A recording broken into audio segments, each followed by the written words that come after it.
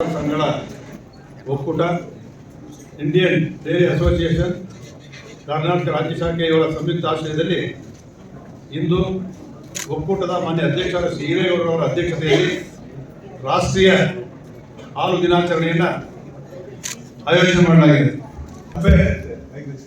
ಆನಂದ್ ಅವರು ಮೊದಲನೇ ಅಧ್ಯಕ್ಷರಾಗಿದ್ದರು.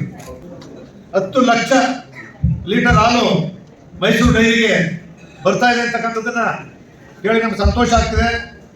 ಈಗ ತಾನೇ ಕೇಳ್ತಾ ಇದ್ದೆ, ನಮ್ಮ ಮೈಸೂರು ಕರ್ನಾಟಕ ರಾಜ್ಯದಲ್ಲಿ KMF ಏನಿದೆ ಅಲ್ಲಿ 1 ಕೋಟಿ ಲೀಟರ್ಗೂ ಹೆಚ್ಚು ಹಾಲು ಬರ್ತಾ ಇದೆ. ಡೈಲಿ ಸುಮಾರು 32 ಲಕ್ಷ ಪೇಮೆಂಟ್ ಆಗ್ತಾ ಇದೆ ಇಲ್ಲೇನೆ. ಈ NDDBಯಲ್ಲಿ 5 ಕೋಟಿ ಲೀಟರ್ ಹಾಲು ಉತ್ಪಾದನೆ ಆಗ್ತಾ ಇದೆ ಅಂದರೆ 1,500 ಕೋಟಿ ಅಷ್ಟು ಅಲ್ಲಿ ಆಗ್ತಾ ಇದೆ. ಇವತ್ತಿಷ್ಟೇ ಡಾಕ್ಟರ್ ಕುರಿಯನ್ ಅವರು ಈಗಾಗಲೇ ಹೇಳಿದರು, ತ್ರಿಭುವನ್ ದಾಸ್ ಪಟೇಲ್ ಅವರು ಅದು ಮಂತ್ರಿಗಳಾಗಿದ್ದರು. ಅವರು ಲಾಲ್ ಬಹದ್ದೂರ್ ಶಾಸ್ತ್ರಿ ಅವರು ಅವರ ಒಂದು ಪ್ರಯತ್ನದಿಂದ ನಮ್ಮ ಡಾಕ್ಟರ್ ವರ್ಗೀಸ್ ಕುರಿಯನ್ ಅವರಿಗೆ ನೀವು NDDB ಅಧ್ಯಕ್ಷ ಆಗಬೇಕು ಅಂತ ಕೇಳ್ತಾರೆ. ಅವರೊಂದು ಮಾತನ್ನು ಹೇಳ್ತಾರೆ, ಸರ್ಕಾರದ ಹಸ್ತಕ್ಷೇಪ ಇಲ್ಲ ಅಂದ್ರೆ ಮಾತ್ರ ನಾನು ನಿಮ್ಮ NDDB ಅಧ್ಯಕ್ಷ ಆಗ್ತೇನೆ, ನಿಜ ನಾನು ಬೇಡ ಅಂತ ಹೇಳ್ತಾರೆ. ಅದು ಸಂಪೂರ್ಣವಾಗಿ ಆ ಕಂಡೀಷನ್ಗೆ ಒಪ್ಪಿ ಅವರ ಅಧ್ಯಕ್ಷ ಆಗೋದ್ರಿಂದ ಇಷ್ಟೊಂದು ದೇಶದಲ್ಲೇ ಪ್ರಥಮ ಸ್ಥಾನಕ್ಕೆ ಬರಲಿಕ್ಕೆ ಡಾಕ್ಟರ್ ವರ್ಗೀಸ್ ಕುರಿಯನ್ ಅವರ ಶ್ರಮ, ಅವರ ಪ್ಲಾನಿಂಗು, ಅವರ ಯೋಜನೆ, ಅವರ ದುಡಿಮೆ ನಿರಂತರವಾಗಿ ಸ್ವತಂತ್ರವಾಗಿ ಅವರಲ್ಲಿ ಇದ್ದಂಥ ಎಲ್ಲ ವಿದ್ಯುತ್ತನ್ನು ಉಪಯೋಗಿಸಿದ್ರಿಂದ ಇಡೀ ಭಾರತ ದೇಶ ಬಹಳಷ್ಟು ಕೋಟ್ಯಾಂತರ ಕುಟುಂಬಗಳು ನೆಮ್ಮದಿಯ ಜೀವನವನ್ನು ಸಾಗಿಸ್ತಾ ಇದ್ದಾರೆ ಅಂತ ಹೇಳಿದ್ರೆ ನಾವೆಲ್ಲರೂ ಕೂಡ ಅವ್ರನ್ನ ಪ್ರತಿಯೊಬ್ಬರು ಕೂಡ ನೆನೆಸಬೇಕು, ಸ್ಮರಿಸಬೇಕು. ಅದಕ್ಕೋಸ್ಕರನೇ ಇವತ್ತು 24ನೇ ತಾರೀಕಿನ ದಿನ ಹಾಲು ದಿನಾಚರಣೆಯನ್ನು, ರಾಷ್ಟ್ರೀಯ ಹಾಲು ದಿನಾಚರಣೆಯನ್ನು ಆಯೋಜಿಸಿ ರಾಜ್ಯದಾದ್ಯಂತ ರಾಷ್ಟ್ರದಾದ್ಯಂತ ಇವತ್ತು ಮಾಡ್ತಾ ಇದ್ದಾರೆ. ಅದ್ರ ಜೊತೆಗೆ ಕರ್ನಾಟಕದಲ್ಲಿ MV ಕೃಷ್ಣಪ್ಪನವರು ಮಂತ್ರಿ ಆಗಿದ್ದರು ಕೇಂದ್ರದಲ್ಲಿ. ಅವರು ಕೃಷಿ ಮಂತ್ರಿಗಳಾಗಿದ್ದರು. ಅವರ ಅನುಭವವನ್ನು ಪಾರ್ಲಿಮೆಂಟಲ್ಲಿ ಕೇಳಿ ಕೃಷಿ ಮಂತ್ರಿ ಕೊಟ್ಟಿದ್ದರು. ಅವ್ರು ಮಾತಾಡೋದನ್ನು ಕೇಳಿ MV ಕೃಷ್ಣಪ್ಪನವರು ಕೋಲಾರದಿಂದ MP ಆಗಿದ್ದರು. ಅವರ ಪ್ರಯತ್ನದಿಂದ ಹಾಲ್ಯಾಂಡಿಂದ ಹಸುಗಳು ತಂದು ಒಂದೇ ಬರ್ತಲ್ಲಿ ಆ ತಳಿಗಳನ್ನು ಇಂಟ್ರೊಡ್ಯೂಸ್ ಮಾಡಿದವರು MV ಕೃಷ್ಣಪ್ಪನವರು. KMF ಮಾಡಬೇಕು ಅಂತೇಳಿ ಮಾಡಿದವರು MV ಕೃಷ್ಣಪ್ಪನವರು. ಕರ್ನಾಟಕಕ್ಕೆ MV ಕೃಷ್ಣಪ್ಪನವರು. ನಿಮ್ಗೆಲ್ಲೂ ಕೂಡ ಗೊತ್ತಿದೆ, ರೈತರು ಎಷ್ಟು ಸಂಕಷ್ಟ ಸಿಗ್ತಾರೆ ಅನ್ನೋದು. ಕಷ್ಟಪಟ್ಟು ಸಾಲ ಮಾಡಿ ಬೆಳೆ ಬೆಳೆದು ಮಳೆ ಹೆಚ್ಚು ಬಂದು ಬೆಳೆ ಹಾಳು ಮಾಡಿಬಿಡುತ್ತೆ. ಬರಗಾಲ ಬಂದು ಇನ್ನೊಂದ್ಸರಿ ಬೆಳೆಯನ್ನು ಒಣಗೋಗುತ್ತೆ. ಇನ್ನೊಂದ್ಸರಿ ಬೆಳೆದಿರೋ ಬೆಳೆಗೆ ರೇಟ್ ಇಲ್ಲದೆ ತಪ್ಪಿಸ್ಕೊಂಡ್ಬಿಡ್ತಾರೆ, ಮಾರ್ಕೆಟ್ ಇಲ್ಲದೆ. ಈ ರೀತಿಯ ಸನ್ನಿವೇಶದಲ್ಲಿ ನಮ್ಗಿರ್ತಕ್ಕಂಥ ಒಂದು ಸಂಜೀವಿನಿ ಅಂತ ಹೇಳಿದ್ರೆ ಹಾಲು ಉತ್ಪಾದನೆ. ಈ ಹಾಲು ಉತ್ಪಾದನೆಯಲ್ಲಿ ಹೆಚ್ಚು ಮತ್ತೆ ದೇವೇಗೌಡರು ಪ್ರಧಾನಿಯಾಗಿದ್ದಾರೆ, ರೇವಣ್ಣವರು KMF ಅಧ್ಯಕ್ಷರಾಗಿದ್ದರು, ಸ್ಟೆಪ್ ಯೋಜನೆ ಜಾರಿ ತಂದರು.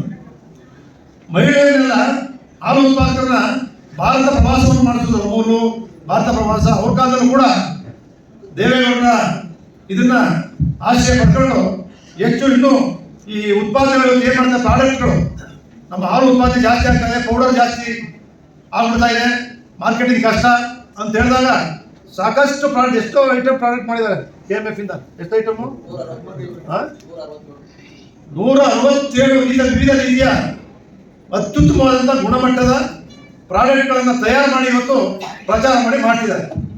ನಮ್ಮ ಕರ್ನಾಟಕ ರಾಜ್ಯದಲ್ಲಿ ಯಡಿಯೂರಪ್ಪನವರು 1 ಲೀಟರ್ಗೆ 2 ರೂಪಾಯಿ ಕೊಡ್ತಕ್ಕಂಥದ್ದು ಪ್ರಾರಂಭ ಮಾಡಿದ್ರು. ಸಿದ್ದರಾಮಯ್ಯನವರು 2 ರೂಪಾಯಿ ಜಾಸ್ತಿ ಮಾಡಿದರು.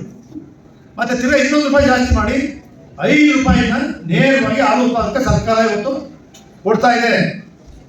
ಸರ್ಕಾರ ನೇರ 5 ರೂಪಾಯಿನ ಕೊಡ್ತಾ ಇದೆ.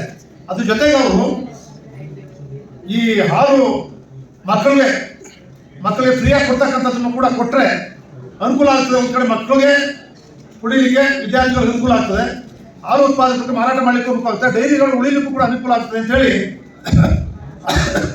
ಆ ರೀತಿ ಅನುಕೂಲವನ್ನು ಮಾಡಿಕೊಟ್ಟಿದ್ದಾರೆ. ನಾನು ನೋಡಿದ್ದು ಗಂಗಾಧರ್ ಅವರಿದ್ದಾಗ, ಆನಂದ್ ಅವರಿದ್ದಾಗ, ಆನಂದ್ ಅವರು ಪಾಪ ಅಧ್ಯಕ್ಷ ಚೇಂಜ್ ಆಗುವಾಗ ನಾನು ಏನೋ ನಡೀತಾ ಒಂದು ಇನ್ಸಿಡೆಂಟು ಅವಾಗ ನಾನು ಹೇಳಿದಂಗೆ ಕೇಳಿದರು. ಪ್ರಾರಂಭ ಆದಾಗ ನಿಮ್ಮ ಹಾಲಿನ ಪಶುಸಂಗೋಪನಾ ವೈದ್ಯರಿದ್ದಾರೆ, ಡಾಕ್ಟರ್ಗಳು ಪ್ರತಿ ವಾರ ಪ್ರತಿಯೊಂದು ಡೈರಿಗಳಿಗೆ ಹೋಯ್ತಿದ್ರು. ಅಲ್ಲಿ ರೈತರನ್ನ ಸಂಪರ್ಕ ಮಾಡ್ತಾ ಇದ್ರು, ಹಸುಗಳಿಗೆ ಚಿಕಿತ್ಸೆ ನೀಡ್ತಾ ಇದ್ರು. ಆಗ ಪಶುಸಂಗೋಪನಾ ವೈದ್ಯಕೀಯ ಆಸ್ಪತ್ರೆಗಳೇ ಬೇಕಿರಲಿಲ್ಲ. ಅಷ್ಟರ ಮಟ್ಟಿಗೆ ಹಸುಗಳ ಸಾಕಾಣಿಕೆ ಮಾಡ್ತಕ್ಕಂಥದ್ದು ಇರ್ಬೋದು, ಅವುಗೆ ಹುಲ್ಲು ಮೇವಿನ ಬೀಜಗಳನ್ನು ಸಪ್ಲೈ ಮಾಡ್ತಕ್ಕಂಥದ್ದು ರೈತರಿಗೆ ಯಾವ ರೀತಿ ಹಾಲು ಉತ್ಪಾದನೆ ಹೆಚ್ಚು ಮಾಡಲಿಕ್ಕೆ ಏನೇನು ಶಕ್ತಿ ತುಂಬಬೇಕೋ ಅದೆಲ್ಲವನ್ನು ಕೂಡ ಅವತ್ತಿಂದ ಪ್ರಾರಂಭ ಮಾಡಿದ್ರಿಂದ ಇವತ್ತು ಇಷ್ಟು ಎತ್ತರಕ್ಕೆ ಬೆಳೆದಿದೆ. ನಮ್ಮ ಇಷ್ಟೆಲ್ಲ ತಾಯಿಯಂದಿರು ನೀವೆಲ್ಲರೂ ಕೂಡ ನೀವು ಬರೀ ಮಹಿಳೆಯರಲ್ಲ, ನೀವು ಸ್ವಂತ ಕಾಲ ಮೇಲೆ ನಿಂತು ಆದಾಯವನ್ನು ಗಳಿಸ್ತಾ ಇರ್ತಕ್ಕಂಥ ಮಹಿಳಾ ತಾಯಿಯಂದಿರು. ನೀವು ಯಾರದೇ ಬೇಡದೆ ನೀವೇ ಸ್ವಂತ ಅದನ್ನು ಕಷ್ಟಪಟ್ಟು ಹಸುಗಳನ್ನು ಸಾಕಿ ಹಾಲು ಕರೆದು ಮಾರಾಟ ಮಾಡಿ ಮಕ್ಕಳ ವಿದ್ಯಾಭ್ಯಾಸಕ್ಕೆ, ವ್ಯವಸಾಯದ ಖರ್ಚಿಗೆ, ಆರೋಗ್ಯಕ್ಕೆ ಇರ್ಬೋದು, ಯಾವುದಾದ್ರೂ ತುರ್ತು ತೊಂದರೆಗಳು ಬಂದಂಥ ಸಂದರ್ಭದಲ್ಲಿ ಕಾಪಾಡ್ತಕ್ಕಂಥ ಮಹಿಳೆಯರು ನೀವು. ನಿಮ್ಮ ಕುಟುಂಬವನ್ನೇ ಕಾಪಾಡ್ತಾ ಇರ್ತಕ್ಕಂಥವ್ರು ನೀವು. ಬೇರೆಯವ್ರಿಗೆ ನೆರವಾಗ್ತಾ ಇರ್ತಕ್ಕಂಥವ್ರು ನೀವು ಕೊಡ್ತಾ ಇರ್ತಕ್ಕಂಥ ಹಾಲನ್ನು ಕುಡಿದು ಎಷ್ಟೋ ಜನ ರೋಗಿಗಳು ಆರೋಗ್ಯವನ್ನು ಸುಧಾರಿಸ್ಕೊಳ್ತಾ ಇದ್ದಾರೆ, ಮಕ್ಕಳು ಪೌಷ್ಟಿಕತೆಯಿಂದ ಬೆಳೀತಾ ಇದ್ದಾರೆ ಅಂತ ಹೇಳಿದ್ರೆ ಎಷ್ಟೊಂದು ಸೇವೆ ನೀವು ಸಲ್ಲಿಸ್ತಾ ಇರೋದನ್ನು ಕೂಡ ಅರ್ಥ ಮಾಡ್ಕೊಳ್ಬೇಕು. ಬರೀ ಅಧ್ಯಕ್ಷರು ಹಾಕ್ತೀವಿ ಅಷ್ಟಕ್ಕೆ ಸೀಮಿತ ಆಗಿಲ್ಲ ನಿಮ್ಮ ಸೇವೆ. ಭಾರತ ದೇಶದ ಮಕ್ಕಳ ಉಜ್ವಲ ಭವಿಷ್ಯಕ್ಕೆ ನಿಮ್ಮ ಅಮೃತವನ್ನು ಕೊಡ್ತಾ ಇದ್ದೀರಿ ನೀವು. ಇದನ್ನ ನೀವೆಲ್ಲರೂ ಕೂಡ ಅರ್ಥ ಮಾಡ್ಕೊಳ್ಬೇಕು. ಆ ರೀತಿಯ ಸೇವೆಯನ್ನು ಸಲ್ಲಿಸ್ತಾ ಇರ್ತಕ್ಕಂಥ ಡಾಕ್ಟರ್ ಕುರಿಯನ್ ಅವರಿಗೆ ನಾವು ಪ್ರತಿ ಬಾರಿನೂ ಕೂಡ ಹೇಳ್ತೀವಿ, ಎಲ್ಲ ಕಡೆ ಅವ್ರು ನೆನೆಸ್ತೀವಿ, ಪುಷ್ಪಾರ್ಚನೆ ಮಾಡ್ತೀವಿ. ಏನು ಮಾಡಿದ್ರು ಕೂಡ ಸಾಲದು, ಹಾಲಿನ ಅಭಿಷೇಕವನ್ನು ಮಾಡಬೇಕು ನೀವು. ಅವ್ರ ಪ್ರತಿಮೆಗೆ ಹಾಲಿನ ಅಭಿಷೇಕ ಮಾಡಿದ್ರೆ ಗೊತ್ತಾಗೋದು. ಬರೀ ಹಾರ ಹಾಕಿದ್ರಲ್ಲ, ಇವತ್ತು ಹಾರ ಹಾಕ್ಸಿದ್ರಿ ನೀವು, ಒಂದು ಬಿಂದಿಗೆ ಹಾಲನ್ನ ಅಭಿಷೇಕ ಮಾಡಬೇಕು. ಕುರಿಯನ್ ಪ್ರತಿಮೆ ಮಾಡಿದ್ದೀರಿ. ಈ ವರ್ಷಕ್ಕೊಂದು ಬಾರಿ ಒಂದು ಬಿಂದಿಗೆ ಹಾಲನ್ನು ಮಹಿಳೆಯರ ಕೈಯಿಂದನೇ ಹಾಕ್ಸ್ಬೇಕು, ಹಾಲಿನ ಅಭಿಷೇಕ ಮಾಡಬೇಕು. ಈ ರೀತಿ ನೀವೆಲ್ಲರೂ ಕೂಡ ರೈತರು ಬಹಳ ಸಂಕಷ್ಟಕ್ಕೆ ಸಿಕ್ಕಿರ್ತಕ್ಕಂಥ ಸಂದರ್ಭದಲ್ಲಿ ನೀವೆಲ್ಲರೂ ಕೂಡ ನೆಮ್ಮದಿಯಿಂದ ಬದುಕನ್ನು ಕಟ್ಕೊಂಡು ಸ್ವಂತ ಕಾಲ ಮೇಲೆ ನಾವೇನು ಹೇಳ್ತಿದ್ದೋ ಈಗ ಹಿಂದೆ ಎಲ್ಲ ಅಬಲೆಯರು ಮಹಿಳೆಯರು ಅಂದರೆ ನಾವು ಕೂಡ ಮಧ್ಯದಲ್ಲೇ ಇರಬೇಕಿತ್ತು. ಇವತ್ತು ಯಾರಿದ್ದಾರೆ? ಮಹಿಳೆಯರೇ ಮುಂಚೂಣಿದ್ದಾರೆ, ಮಹಿಳೆಯರೆಲ್ಲ ಸಬಲರಾಗಿದ್ದಾರೆ, ಸಮಾನತೆ ಇದೆ, ಸ್ವಸಹಾಯ ಸಂಘಗಳಿದ್ದಾವೆ, ಸಾಲ ಪಡಿತಾರೆ, 100% ಸಾಲ ವಾಪಸ್ ಕಟ್ತಾರೆ. ಅದು ಧರ್ಮಸ್ಥಳದಿರ್ಬೋದು, ಬೇರೆ ಯಾವುದೇ ಇರ್ಬೋದು, ಮಹಿಳೆಯರೇ ಸಾಲ 100% ಕಟ್ತಕ್ಕಂಥದ್ದು. ಪುರುಷರು ಮನ್ನಾ ಆಯ್ತದೆ ಅನ್ಕೊಂಡು ಮಾಡ್ತಾ ಇದ್ದೀರಿ. ಆ ರೀತಿ ಈ ದೇಶದ ಅಭಿವೃದ್ಧಿಗೆ ಪೂರಕವಾಗಿ ನೀವೆಲ್ಲರೂ ಕೂಡ ಸೇವೆಯನ್ನ ಸಲ್ಲಿಸ್ತಾ ಇದ್ದೀರಿ. ಇದೊಂದು ಪುಣ್ಯ ಕ್ಷೇತ್ರ, ಪುಣ್ಯ ಸಾಧನೆ. ಸಾಲುಮರದ ತಿಮ್ಮಕ್ಕನ್ನ ನಾವೆಲ್ಲ ಎಷ್ಟೆಷ್ಟು ಪ್ರಶಸ್ತಿಗಳು ಬಂದು, ಯಾಕೆ ಬಂದು? ಸ್ವಂತ ಗಿಡ ಮರಗಳನ್ನು ಬೆಳೆಸಿ ಪರಿಸರವನ್ನ ಕಾಪಾಡೋ ತಾಯಿ ಅಂತೇಳಿ ನಾವು ಸಾಲುಮರದ ತಿಮ್ಮಕ್ಕನ ಪರಿಸರವನ್ನ ಕಾಪಾಡೋ ತಾಯಿ ಅಂತೇಳಿ ಮಹಿಳೆಯರೆಲ್ಲರೂ ಕೂಡ ಇವತ್ತು ಎಲ್ಲರೂ ಕೂಡ ನೆನೆಸಿದ್ರು, ಸರ್ಕಾರದ ಗೌರವ ಸಲ್ಲಿಸಿದ್ರು. ಎಷ್ಟೆಷ್ಟು ಪ್ರಶಸ್ತಿಗಳು ಬಂದು ಸಾಲುಮರದ ತಿಮ್ಮಕ್ಕ ಒಬ್ಬ ಮಹಿಳೆಗೆ, ಏಕಾಂಗಿ ಮಹಿಳೆಗೆ. ಅದರಿಂದ ಮಹಿಳೆ ಮನಸ್ಸು ಮಾಡಿದರೆ ಸಾಧನೆಯನ್ನು ಮಾಡಲಿಕ್ಕೆ, ಗುರಿಯನ್ನು ಮುಟ್ಲಿಕ್ಕೆ, ದೇಶವನ್ನು ಕಟ್ತಕ್ಕಂಥ ಶಕ್ತಿ ಮಹಿಳೆಯರಿಗಿದೆ ಅಂತೇಳಿ ಪುರುಷರಿಗೆ ಇಲ್ಲ ಅಂತ ಹೇಳೋದು ನಾನು ಈ ಕಡೆ ಕೂತಿರೋದು. ಎರಡೂ ಕೈಗಳು, ಪುರುಷ ಮತ್ತು ಮಹಿಳೆ ಎರಡು ಕೈಗಳು ಸೇರಿಸಿದ್ರೆ ಚಪ್ಪಾಳೆ ಆಗ್ತಕ್ಕಂಥದ್ದು. ನೀವು ಅವ್ರಿಗೆ ಮೊದಲು ಬಿಡ್ತಾ ಇರಲಿಲ್ಲ, ಈಗ ಫ್ರೀಡಮ್ ಕೊಟ್ಟಿದ್ದೀರಿ, ಅಂದ್ರೆ ಸಹಕಾರ ಕೊಡ್ತಾ ಇದ್ದೀರಿ ಅಂತ. ನಿಮ್ಮ ಕೈಗೂ ಕೂಡ ಜೋಡಿಸ್ತಾ ಇದ್ದೀರಿ, ನೀವು ಸಹಕಾರ ಕೊಡ್ತಾ ಇದ್ದೀರಿ. ಅವ್ರ ಮನೆ ಮೇಲೆ ಅಡಿಗೆ ಮಾಡಿ ನಿಮ್ಗೆಲ್ಲ ಕೂಡ ಕಸ ಹಾಕಿ, ಬಟ್ಟೆ ಒಗೆದು, ಮಕ್ಕಳು ಸ್ನಾನ ಮಾಡಿಸಿ ಕಳಿಸಿ, ಅವರು ಸ್ನಾನ ಮಾಡಿ ನಿಮ್ಗೆ ಅಡಿಗೆ ಮಾಡಿ ಊಟ ಮಾಡೋದು ಅಷ್ಟೇ ಗೊತ್ತು ನಿಮ್ಗೆ. ಕೆಲಸ ಮಾಡೋದೇ ನಮ್ಗೆ ದೊಡ್ಡದು ಅಂತೀವಿ ನಾವು, ಹೊಲದಲ್ಲಿ ಹೋಗ್ಬಿಟ್ಟು ಅವ್ರದ್ದೆಲ್ಲ ಮಾಡಿ ನಿಮ್ಗೆ ಅವರು ಸಹಕಾರ ಕೊಡ್ತಾ ಇದ್ದಾರೆ ಮಹಿಳೆಯರು ಕೂಡ. ಅದಕ್ಕೋಸ್ಕರನೇ ನಾವು ಪ್ರೀತಿಯಿಂದ ಮಹಿಳೆಯರಿಗೆ ಸಹಕಾರ ಕೊಟ್ಟು ಬೆಂಬಲವನ್ನ ಕೊಡಬೇಕು ಅಂತೇಳಿ ಈ ಸಂದರ್ಭ ಹೇಳ್ತಾ, ಪುರುಷರಿರ್ಲಿ ಮಹಿಳೆಯರಿರ್ಲಿ ಅತ್ಯಂತ ಆಸಕ್ತಿಯಿಂದ ಇವತ್ತೇನು ಹಾಲು ಉತ್ಪಾದಕರ ಈ ಕ್ಷೇತ್ರ ಏನಿದೆ ಇದನ್ನ ಡಾಕ್ಟರ್ ವರ್ಗೀಸ್ ಕುರಿಯನ್ ಅವರನ್ನ ನಾವು ಯಾವ ರೀತಿ ನೆನೆಸ್ತೇವೆ, ಅದು ಪರಿಣಾಮವಾಗಿ ಇವತ್ತು ಎಲ್ಲರೂ ಕೂಡ ಪ್ರಶಸ್ತಿಗಳನ್ನು ಕೂಡ ಪಡಿತಾ ಇದ್ದೀರಿ. ಎಲ್ಲ ಉತ್ತಮವಾದ ಬದುಕನ್ನು ಕೂಡ ಕಟ್ಕೊಂಡಿದ್ದೀರಿ. ಭಾರಿ ಸಂತೋಷ ಆಗ್ತದೆ. ನಿಮ್ಮ ದುಡಿಮೆಗೆ ದುಡಿದಿರ್ತಕ್ಕಂಥ ಇಲ್ಲಿ ಹಿರಿಯ ಅಧಿಕಾರಿಗಳಿದ್ದಾರೆ, ನೀವು ಗೌರವ ಸಮರ್ಪಣೆ ಮಾಡಿದ್ರಿ. ಅವ್ರ ಸೇವೆನ ಎಲ್ಲರೂ ದುಡ್ಡು ಹೊಡೆದ್ರ, ಅವ್ರು ನೋಡಿದ್ರ, ನೀವು ಎಲ್ಲರೂ ದುಡ್ಡು ಹೊಡೆದ್ರ. ಈಗ ದುಡ್ಡು ಹೊಡೆಯೋದೇ ಕೆಲಸ ಅಂತ. ಆ ಸೇವೆಯಲ್ಲಿ ಎಷ್ಟು ಪ್ರಾಮಾಣಿಕವರೆಲ್ಲ ಕೆಲಸ ಮಾಡಿ ಬಂದಿದ್ದಾರೆ. ₹1 ಲಂಚ ಪಡೆದಿದೆ, ದುಡಿಮೆ ಮಾಡಿ ಕಟ್ಕೊಟ್ಟಿದ್ದಾರೆ ಸಂಸ್ಥೆನ. ಆ ಸಂಸ್ಥೆಗಳಲ್ಲಿ ಬಹಳ ಜನರು ಪ್ರಾಮಾಣಿಕವಾಗಿ ದುಡಿದಿರೋರು ಯಾವತ್ತೂ ಕೂಡ ಬದುಕ್ತಾರೆ. ದೇವರ ಆಶೀರ್ವಾದ ಇರುತ್ತೆ. ಒಂದು ದಿವಸ ಗುರಿ ತಲುಪೇತಾರೆ. ಕಷ್ಟ ಸತ್ಯವಾಗಿ ಬದುಕೋರಿಗೆ, ಪ್ರಾಮಾಣಿಕವಾಗಿ ಬದುಕೋರಿಗೆ ಕಷ್ಟ ಅಂತ ಅನ್ಸುತ್ತೆ. ಅದು ಕಷ್ಟ ಅಂತ ಅನ್ಕೋಬಾರ್ದು. ನಾವು ಸತ್ಯವಾದ ಬದುಕೆ ಕೊನೆಗೆ ದಳ ಸೇರಿಸ್ತಕ್ಕಂಥದ್ದು, ಕಷ್ಟ ಕಾಪಾಡ್ತಕ್ಕಂಥದ್ದು. ಇಂಥ ಒಂದು ಸಂದರ್ಭದಲ್ಲಿ ನಮ್ಮ ಎಲ್ಲ ಅಧಿಕಾರಿಗಳು ನನಗೆ ಬಹಳ ಮೆಚ್ಚುಗೆ ಇದೆ. ಇವತ್ತಿನ ಅಧಿಕಾರಿಗಳು ನೀವೆಲ್ಲ ಇದ್ದೀರಿ, ಅವ್ರ ಮಾರ್ಗದರ್ಶನ ಪಡ್ಕೊಳ್ಬೇಕು. ಪ್ರತಿನಿತ್ಯ ನೀವು ಹೋಗ್ತೀರಿ, ಅಲ್ಲಿ ಹೋದ್ರಿ ನಿಂತಿದ್ರಿ, ಭತ್ತ ಹೋಗ್ತೀರಿ, ಕೆಲವು ಕೂತು ಬರ್ಕೊಳ್ತೀರಿ. ಇದು ಮಾತ್ರ ಆಗಬಾರ್ದು ಯಾವ ಕಾರಣಕ್ಕೂ. ಪ್ರತಿದಿನ ನಿಮ್ಮ ಕರ್ತವ್ಯವನ್ನ ಎಷ್ಟು ಸೊಸೈಟಿಗಳು ನಿಮ್ಮ ಜವಾಬ್ದಾರಿ ಬರ್ತವೆ, ಆ ಸೊಸೈಟಿಗೆ ಕೂತ್ಕೋಬೇಕು. ಅಲ್ಲಿ ಜನರಿಗೆ ನಮ್ಮ ಸೂಪರ್ವೈಸರ್ ಅಂತ ಗೊತ್ತಾಗಬೇಕು. ಅಲ್ಲಿ ಹಾಲು ಹಾಕ್ತಕ್ಕಂಥವ್ರು ಬೆಳಿಗ್ಗೆ ಟೈಮ್ ಆ ಸೊಸೈಟಿನಲ್ಲಿ ನಿಂತು ಶುದ್ಧವಾದ ಹಾಲು ಬರ್ತಾ ಇದೆಯಾ ಈಗ ಗೊತ್ತಾಗಿದೆಯಲ್ಲ. ಬೇರೆ ಬೇರೆ ಟೆಕ್ನಾಲಜಿ ಬಂದಿದೆ. ಈಗ ಇನ್ನು 100 ವರ್ಷಗಳು ಇದು ಉಳಿಲೇಬೇಕು, ಇದರಿಂದ ಬದುಕಲೇಬೇಕು. ಭಾರತ ದೇಶ ಅಭಿವೃದ್ಧಿಯನ್ನ ಕಾಣ್ತಕ್ಕಂಥದ್ದು ಈಗ ಇರ್ತಕ್ಕಂಥ ಏಕೈಕ ಸಂಸ್ಥೆ ಅಂತ ಹೇಳಿದ್ರೆ ಹಾಲಿನ ಕ್ಷೇತ್ರ. ಕ್ಷೇತ್ರದಲ್ಲಿ ನೀವು ಯಾವ ರೀತಿ ಮಾಡಬೇಕು, ಇವತ್ತು ಯಾವ ಟೆಕ್ನಾಲಜಿ ಇದೆ, ಅದೆಲ್ಲ ಉಪನ್ಯಾಸವನ್ನು ಕೂಡ ಮಾಡೋರಿದ್ದಾರೆ.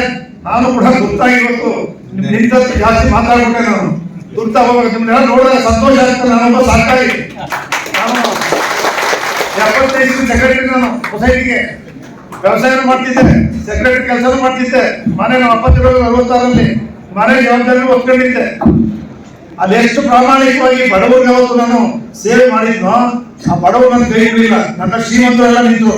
83ರಲ್ಲಿ 87ರಲ್ಲಿ ಜಿಲ್ಲಾ ಪರಿಷತ್ ಎಲ್ಲ ದುಡ್ಡವರೆಲ್ಲ ನನ್ನ ದುಡ್ಡಿಲ್ಲ. ಆ ಬಡವರನ್ನ ಎಷ್ಟು ಕಾಪಾಡಿದ್ದೆ. ಅವ್ರು ಸಾಲ ಕೊಡುವಾಗ, ಸಕ್ಕರೆ ಕೊಡುವಾಗ, ಸೀಮೆಣ್ಣೆ ಕೊಡುವಾಗ, ಬೇರೆ ಎಲ್ಲ ಕೊಡುವಾಗ ಬಡವರಿಗೆ ಪ್ರಾಮಾಣಿಕ ಮಾಡ್ತಿದ್ನೋ, ಅವರು ನಿಂತು ನನ್ನ ಈ ಗಂಟ ತಂದವ್ರೆ ಅಂದ್ರೆ ಸೇವೆ ಎಷ್ಟು ಕಾಪಾಡ್ತಾರೆ ಲೆಕ್ಕಾಗ್ತದೆ. ಮುಂದೆ ನೋಡಿದ್ರೆ ಯಾರ್ಯಾರು ನಿಲ್ತಾ ಇದ್ದಾರೆ, ಎಷ್ಟು ವರ್ಷ ಫೈಟ್ ಮಾಡ್ತಾರೆ ಅಂತ ಹೇಳಿಲ್ಲ ನನ್ನ ಹತ್ರ. ಅವತ್ತು ಇಲ್ಲ, ಇವತ್ತು ಇಲ್ಲ. ಆದ್ರೆ ಬಡವರು ಏನ್ ಸೇವೆ ಮಾಡ್ತೀವಿ, ಬಡವರು ಕಣ್ಣೀರು ಒರೆಸ್ತೀವಿ. ನಾವು ಚೆನ್ನಾಗಿದ್ದೀವಿ. ನಮ್ಮ ಪಕ್ಕದಲ್ಲಿ ಬಡವರು ಇರ್ತಾರೆ, ಅನಾಥರು ಇರ್ತಾರೆ, ಗೈರಾಂತರು ಇರ್ತಾರೆ. ಒಬ್ಬೊಬ್ಬರು ನಾವು ಇಬ್ಬರು ನಾವು ಕಣ್ಣೀರು ಒರೆಸಿದ್ರೆ ಅದು ದೇವಸ್ಥಾನಕ್ಕೆ ಹೋಗ್ಬೇಕಾಗಿಲ್ಲ, ಅದೇ ದೇವ್ರ ಕೆಲಸ. ಆ ರೀತಿ ಮಾಡ್ತಾ ಇರ್ತಕ್ಕಂಥ ನಿಮಗೆ ಮತ್ತೊಮ್ಮೆ ನಾವಿವತ್ತು ನಮ್ಮ ಡಾಕ್ಟರ್ ವರ್ಗೀಸ್ ಕುರಿಯನ್ ಅವರ ಜಯಂತ್ಯೋತ್ಸವದ ಶುಭಾಶಯಗಳನ್ನು ಕೋರ್ತೇನೆ. ಖಂಡಿತ ನನಗೆ ಭಾರಿ ಸಂತೋಷ ಆಗಿದೆ. ಇಷ್ಟೊಂದು ಜನ ನಿಮ್ಮ ಹಿಂಗ್ ಸೇರಿದಾರಲ್ಲ, ಜನ ನಿಮ್ಮ ಭದ್ರಗೆ ಅಂತೇಳಿ ಎಲ್ಲ ಪಕ್ಷದವರು ಬಂದಾರಲ್ಲ ಅಂತೇಳಿ. ನಾನು ಯಾವತ್ತೂ ಪಕ್ಷ ಮಾಡೇ ಇಲ್ಲ. ಗೆಲ್ಲೋರು ಪಕ್ಷ, ಅದಾದ್ಮೇಲೆ ಎಲ್ಲರೂ ಒಂದೇ, ಎಲ್ಲರೂ ಒಂದು. ಈ ರೀತಿ ಅಂತ